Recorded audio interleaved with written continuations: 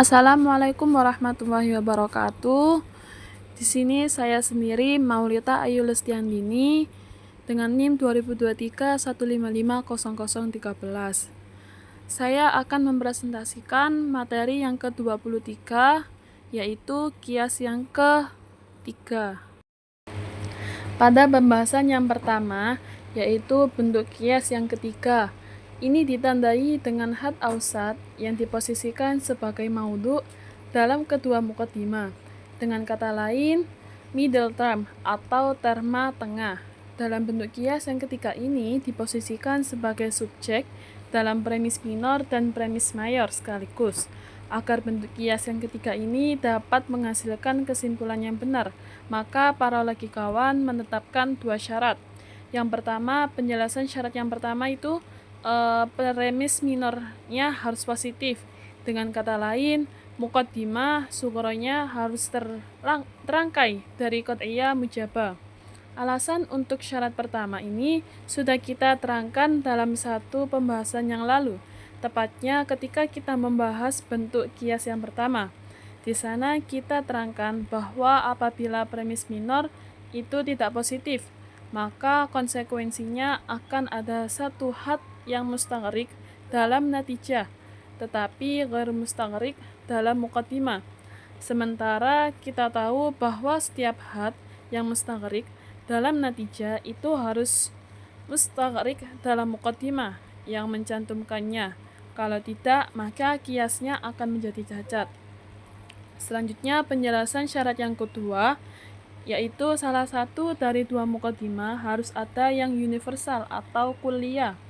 Alasan untuk syarat kedua ini masih erat kaitannya dengan kaidah istighraq yang pernah kita bahas sebelumnya. Di sana kita jelaskan bahwa had ausat itu harus mustaghraq minimal satu kali dalam salah satu muqaddimah. Nah, untuk menjamin terwujudnya hal itu, maka disyaratkanlah bahwa salah satu muqaddimah dari bentuk kias yang ketiga ini harus kulliyah atau universal. Mengapa? Karena seperti yang kita ketahui, hukum yang diberlakukan dalam qat'iyah kulliyah itu baik mujabah maupun salibah terdistribusi kepada semua individu dari maudhu atau tastaghraq al-maudhu. Pembahasan yang kedua yaitu 6 model bentuk kias. Model pertama yaitu kias yang terangkai dari muqaddimah sughra, kulliyah mujabah, dan muqaddimah kubra kulliyah mujabah dengan natijah juz'iyah mujabah. Contohnya yaitu kullu insani jism. Setiap manusia itu adalah jism. Kullu insanu nama. Setiap manusia itu tumbuh. Ba'dul jasmi nama. Sebagian jism itu tumbuh. Nah, model yang kedua yaitu kias yang terangkai dari muqaddimah sughra kulliyah mujabah dan muqaddimah kubra kulliyah salibah dengan natijah juz'iyah salibah. Contohnya, kullu burtuqalin fakihatu. Setiap jeruk itu buah. Wala syai'im minal burtuqali bi'inabin. Tidak ada satupun dari jeruk itu yang berupa anggur. Ba'dal fakihatu laisa inabah. Sebagian buah itu bukan anggur. Model yang ketiga yaitu kias yang terangkai dari muqaddimah sughra kulliyah mujabah dan muqaddimah kubra juz'iyah mujabah dengan natijah juz'iyah mujabah. Contohnya, kullu insanu mufakkir. Semua manusia itu berpikir. Ba'dal insanu katibu. Sebagian manusia itu menulis. Ba'dul mufakkir katibu. Sebagian yang berpikir itu menulis. Model yang keempat yaitu kias yang terangkai dari muqaddimah sughra kulliyah mujabah dan muqaddimah kubra juz'iyah salibah dengan natijah juz'iyah salibah. Contohnya, kullu wahabiyyu mubtada'un. Setiap orang wahabi itu adalah ahli bid'ah. Ba'dal wahabiyina laisu mutatarrifina. Sebagian orang-orang wahabi itu tidak ekstrim. Ba'dal mubtada'ina laisu mutatarrifina. Sebagian ahli bid'ah itu ekstrim. Model yang kelima yaitu kias yang terangkai dari muqaddimah sughra juz'iyah mujabah dan muqaddimah kubra kulliyah mujabah dengan natijah juz'iyah mujabah. Contohnya, ba'da ta'iru abyadu, sebagian burung itu berwarna putih. Kullu ta'iru hayawanu, setiap burung itu adalah hewan. Ba'dal abyadu hayawanu, sebagian yang berwarna putih itu adalah hewan. Nah, model yang terakhir, yang keenam, yaitu kias yang terangkai dari muqaddimah sughra juz'iyah mujabah dan muqaddimah kubroh kuliah salibah dengan natijah juz'iyah salibah. Contohnya, ba'dal ulama'i sufiyuna, sebagian ulama itu adalah sufi. La wahidu minal ulama'i bimutatarrifu, tidak ada satupun ulama yang ekstremis. Ba'da sufiyina laisu mutatarrifina, sebagian sufi itu bukan ekstremis. Itulah 6 model yang bisa kita hasilkan dari bentuk kias yang ketiga ini berdasarkan 2 syarat yang sudah kita sebutkan sebelumnya. Selanjutnya ada beberapa catatan yang perlu kita perhatikan terkait dengan bentuk kias yang ketiga ini. Yang pertama, konklusi yang dihasilkan dalam bentuk kias yang ketiga ini akan selalu partikular atau juz'iyah. Dari ke-6 model yang kita paparkan di atas, tidak ada satupun yang menghasilkan konklusi universal. Semuanya partikular, sekalipun 2 muqaddimahnya bersifat universal. Ini disebabkan antara lain karena maudhu' natijah selalu menjadi mahmul dari muqaddimah sughra atau premis minor. Karena dalam bentuk kias yang ketiga ini, premis minor disyaratkan agar berbentuk positif atau mujabah, maka mahmulnya sudah pasti ghair mustaghriq. Karena dia ghair mustaghriq, maka dalam natijahnya pun tidak boleh mustaghriq. Dan itulah yang menjadi alasan kenapa natijah dari bentuk kias yang ketiga ini selalu juz'iyah atau bukan kuliah. Yang kedua, bentuk kias yang ketiga ini berguna untuk menafikan penghukuman yang berbasis pada generalisasi atau membantah suatu proposisi yang mengandung unsur generalisasi, karena konklusi yang dihasilkan oleh bentuk kias yang ketiga ini selalu partikular alias tidak mengandung unsur generalisasi atau takmim. Yang ketiga, pembuktian benar tidaknya konklusi dari bentuk kias yang ketiga bisa kita kembalikan pada bentuk kias yang pertama dengan beberapa metode sebagai berikut. Pembuktian model yang pertama. Model pertama ini tersusun dari premis minor yang berupa proposisi universal positif dan premis mayor berupa proposisi universal positif dengan konklusi yang berupa proposisi partikular positif. Salah satu contohnya yang kita kemukakan di sana yaitu kullu mulhidun kafirun, semua orang ateis itu kafir. Kullu mulhidun la yu'minu bil Qur'ani, semua orang ateis itu tidak percaya kepada Al-Qur'an. Ba'dul kuffari la yu'minu bil Qur'ani, sebagian orang kafir itu tidak percaya kepada Al-Qur'an. Pembuktian benar tidaknya konklusi yang dihasilkan dari model kias yang pertama ini bisa ditempuh dengan 2 metode yaitu aks dan khulf. Langkah-langkahnya ialah yang pertama metode aks. Pertama, mengkonversi premis minor dengan metode aks mustawai. Konversi dari semua orang ateis itu kafir, ialah sebagian orang kafir itu adalah ateis. Yang kedua, hasil dari konversi tersebut dijadikan sebagai premis minor, lalu premis mayor dibiarkan sebagaimana adanya. Dan pada akhirnya, ia pun akan menghasilkan konklusi yang sama. Langkah ini dilakukan agar kias tersebut kembali pada bentuk kias yang pertama, sehingga terangkailah proposisi sebagai berikut. Contohnya, ba'dul kafiru mulhiduna, sebagian orang kafir itu adalah orang ateis. Wa kullu mulhidu la yu'minu bil Qur'ani, setiap orang ateis itu tidak percaya kepada Al-Qur'an. Ba'dul kuffari la yu'minu bil Qur'ani, sebagian orang kafir itu tidak percaya kepada Al-Qur'an. Yang kedua, yaitu metode khulf. Penerapan metode khulf dalam model kias ini agak sedikit berbeda dengan model-model kias sebelumnya. Lebih jelasnya, metode tersebut bisa ditempuh melalui langkah-langkah. Yang pertama, dicari kontradiksi dari konklusi kias yang asli untuk membuktikan bahwa jika kontradiksinya itu benar, maka dia sudah pasti salah. Tapi, jika kontradiksinya itu salah, maka dia sudah pasti benar. Kontradiksi dari sebagian orang kafir tidak percaya kepada Al-Quran ialah tidak ada satupun dari orang kafir itu yang tidak Al-Quran ialah tidak ada satupun dari orang kafir itu yang tidak percaya kepada Al-Quran, karena kontradiksi dari juz'iyah mujabah ialah kulliyah salibah. Yang kedua, jadikan kontradiksi dari konklusi tersebut sebagai premis mayor atau muqaddimah kubra, lalu sertakan premis minor sebagaimana adanya, tidak diubah. Langkah ini ditempuh agar sekali lagi kita mengembalikan model kias tersebut kepada bentuknya yang pertama sehingga terangkailah kias sebagai berikut. Yang contohnya, kullu mulhidu kafiru, setiap orang ateis itu kafir. Wala wahidu minal kufari la yu'minu bil Qur'ani, tidak ada satupun dari orang kafir itu yang tidak percaya kepada Al-Quran. La wahidu minal mulhidina la yu'minu bil Qur'an, tidak ada satupun dari orang ateis itu yang tidak percaya kepada Al-Quran.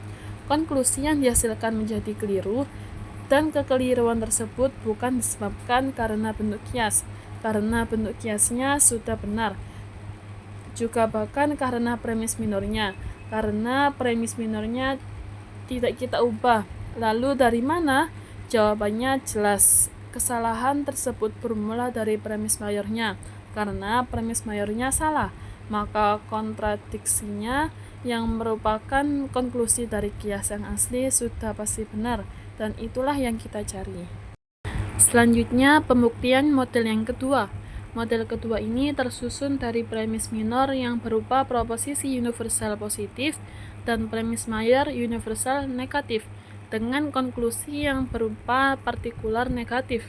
Salah satu contoh yang kita temukan yaitu kullu burtuqali fakihatuh, setiap jeruk itu buah, wala syai'in minal burtuqali bi'inamin, tidak ada satupun dari jeruk itu yang berupa anggur. Ba'dul fakihatu laisa inaba, sebagian buah itu bukan anggur.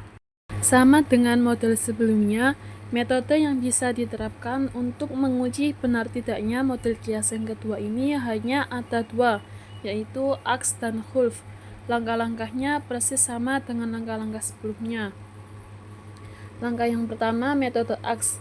Ubah proposisi pertama dengan metode aks mustawai, tetapi biarkan posisinya sebagaimana adanya sebagai premis minor.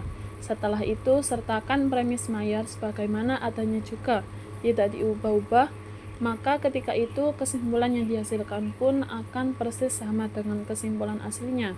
Yang kedua, metode khulf.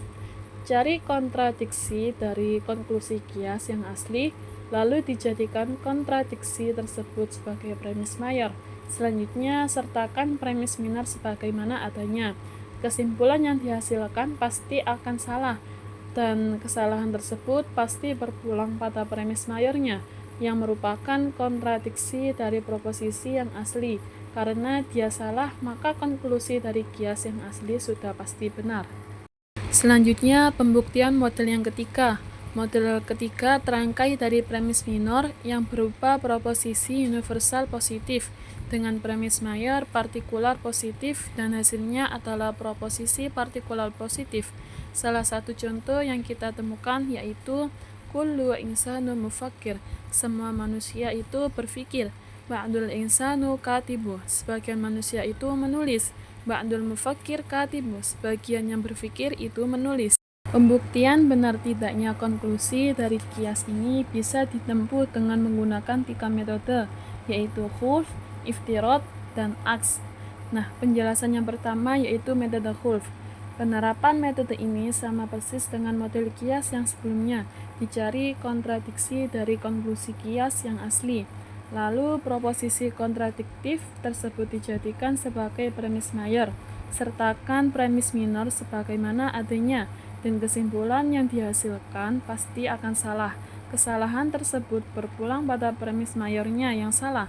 Ketika premis tersebut salah, maka kontradiksinya yang merupakan konklusi dari kias yang asli itu sudah pasti benar, dan itulah yang kita cari. Yang kedua yaitu metode iftirad.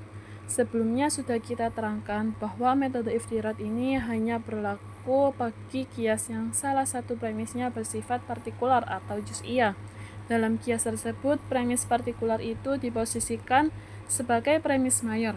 Karena dia berada dalam premis mayor, maka kita bisa menerapkan metode ini melalui langkah-langkah sebagai berikut. Yang pertama, premis mayor yang berupa proposisi partikular itu menyatakan bahwa sebagian manusia itu menulis. Sekarang mari kita asumsikan adanya salah satu individu dari manusia itu yang bisa menulis. Misalnya, katakanlah pelajar Al-Azhar. Karena pelajar Al-Azhar ini merupakan salah satu individu dari kata manusia. Yang kedua, setelah itu kita jadikan had yang satu ini, yakni Az-Zahri, sebagai had dalam dua hal bentuk proposisi. Lalu kita sertakan juga had lain ada tercantum dalam premis partikular di atas, yakni kata insan. Dan kedua-duanya kita jadikan sebagai qat'iyah kulliyah, sehingga terangkailah dua proposisi sebagai berikut. Proposisi pertama ini menyatakan semua Az-Zahri itu manusia, dan proposisi yang kedua menyebutkan semua Az-Zahri itu menulis. Sekali lagi, ini hanya proposisi asumtif. Keduanya ini kita asumsikan dari premis mayor yang berupa proposisi partikular di atas. Ketika kita konversikan proposisi yang berbunyi semua Az-Zahri itu manusia dengan metode aks mustawai, karena dia qat'iyah kulliyah mujabah, maka kebalikannya adalah juz'iyah mujabah. Maka kebalikan dari semua Az-Zahri itu manusia ialah sebagian manusia itu adalah Az-Zahri. Keempat, kita jadikan hasil konversi tersebut sebagai premis mayor, karena proposisi partikular yang darinya kita asumsikan dua proposisi universal di atas diposisikan sebagai premis mayor. Lalu sertakan premis minor dari kias yang asli sebagaimana adanya, sehingga akan terangkailah kias sebagai berikut. Contohnya, kullu insanun fakir, setiap manusia itu berpikir. Ba'dul insanu Az-Zahri, sebagian manusia itu adalah Az-Zahri. Ba'dul mufakir Az-Zahri, sebagian orang yang berpikir itu adalah Az-Zahri. Yang kelima, kita ambil proposisi asumtif lain yang belum kita cantumkan, yakni proposisi yang menyatakan bahwa semua Az-Zahri itu menulis. Lalu kita rangkai bentuk kias yang lain dengan menjadikan dia sebagai premis mayor, sedangkan premis minornya adalah konklusi dari kias yang kedua tadi, sehingga terangkailah bentuk kias yang pertama. Contohnya, ba'dul mufakir Az-Zahri, sebagian orang yang berpikir itu adalah Az-Zahri, wa kullu Az-Zahri katibu, setiap Az-Zahri itu menulis. Ba'dul mufakir katibu, sebagian orang yang berpikir itu menulis. Konklusi yang dihasilkan persis sama dengan konklusi dari kias yang asli. Itu artinya melalui metode ini kita bisa memastikan bahwa konklusi dari kias yang asli itu sudah pasti benar, dan itulah yang kita cari. Metode yang ketiga yaitu aks. Penerapan metode ini bisa ditempuh melalui langkah-langkah sebagai berikut. Yang pertama, kita konversikan premis mayor dengan metode aks mustawai. Dari sebagian manusia itu menulis menjadi sebagian yang menulis itu adalah manusia, karena konversi dari juz'iyah mujabah adalah juz'iyah mujabah. Yang kedua, kita jadikan hasil dari konversi tersebut sebagai premis minor dan menjadikan premis minor yang asli yang tidak diubah sebagai premis mayor. Artinya di sini kita menjungkir balikkan posisi kedua premis setelah mengkonversikan salah satunya, sehingga terbentuklah rangkaian kias. Contohnya, ba'dul kitabu insanu, sebagian yang menulis itu adalah manusia. Wa kullu insanun mufakir, setiap manusia itu berpikir. Ba'dul kitabu mufakir, sebagian yang menulis itu berpikir. Yang ketiga, kita konversikan hasil dari kias tersebut dengan metode aks mustawai.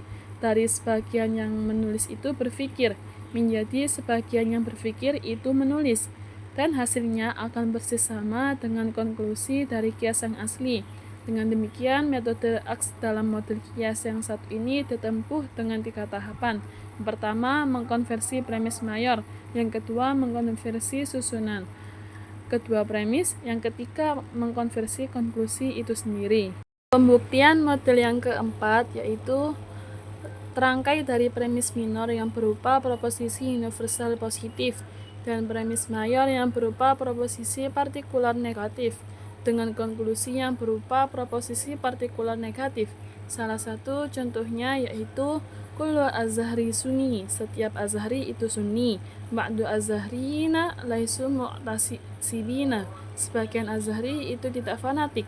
Ba'du sunniyina laisu mu'tasibina, sebagian sunni itu tidak fanatik. Untuk membuktikan kebenarannya, kita bisa menggunakan dua metode, yaitu khulf dan iftirad. Langkah-langkahnya sama dengan langkah-langkah yang sebelumnya. Yang pertama, metode khulf. Kontradiksi dari konklusi kias yang asli dijadikan sebagai premis mayor, sertakan premis minor dari kias yang asli sebagaimana adanya, dan hasilnya pun akan salah, dan kesalahan tersebut berpulang pada premis mayor.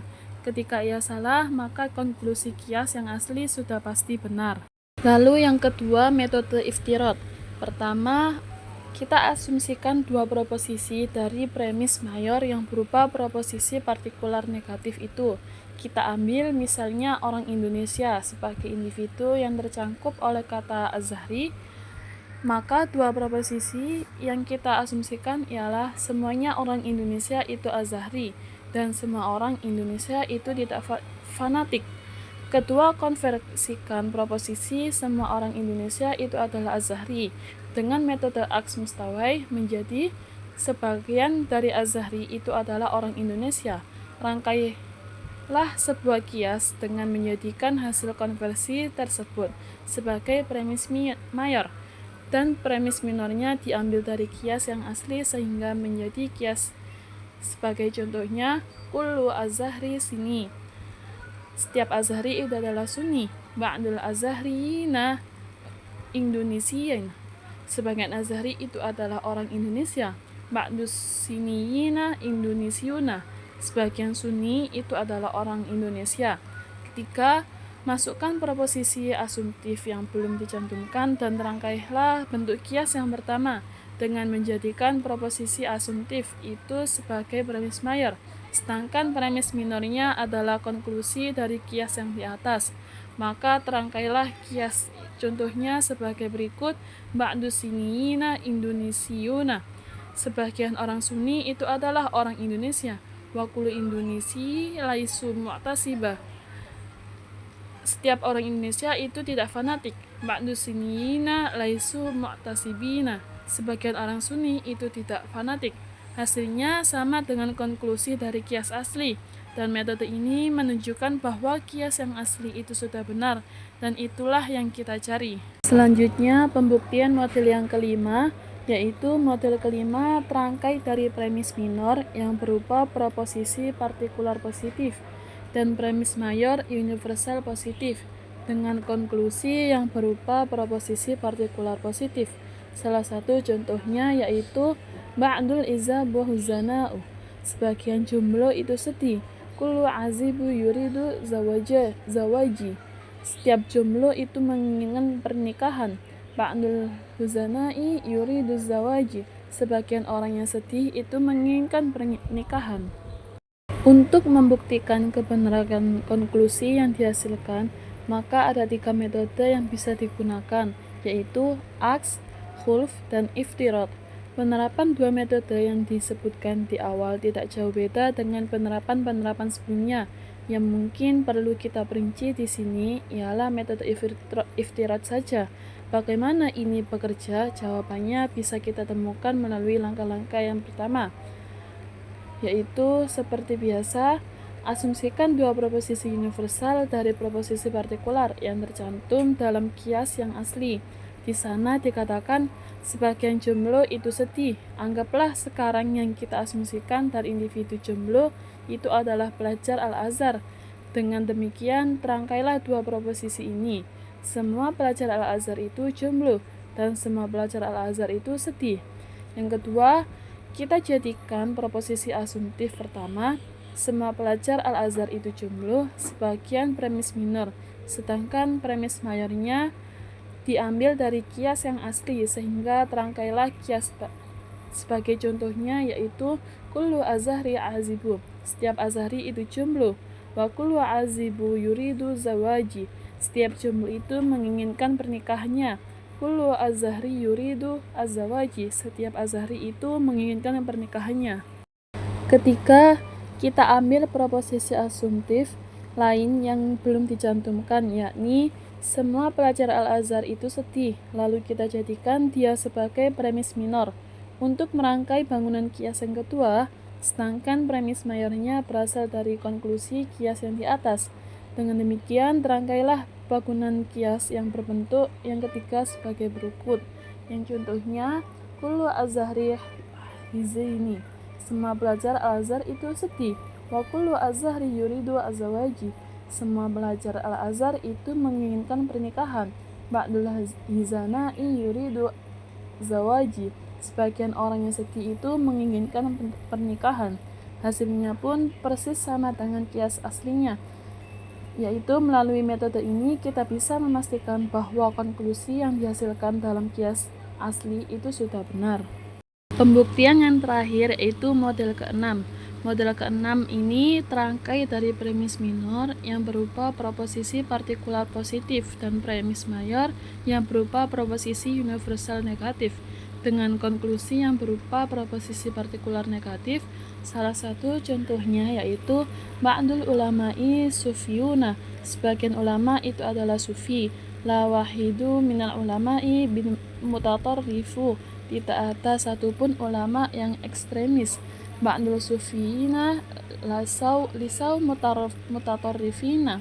Sebagian sufi bukan ekstremis. Untuk membuktikan benar tidaknya kesimpulan yang dihasilkan, maka ada dua metode yang bisa kita gunakan. Yang pertama, aks sugro atau mengkonversi premis minor. Yang kedua, khulf ketika iftirad. Caranya hampir tidak jauh berbeda dengan cara-cara sebelumnya. Jadi kesimpulannya, bentuk kias yang ketiga ini termasuk 6 model utama kias beserta metode pembuktian kebenarannya. Setiap model terdiri dari premis minor dan mayor yang berbeda jenis proposisi atau universal atau partikular, positif atau negatif.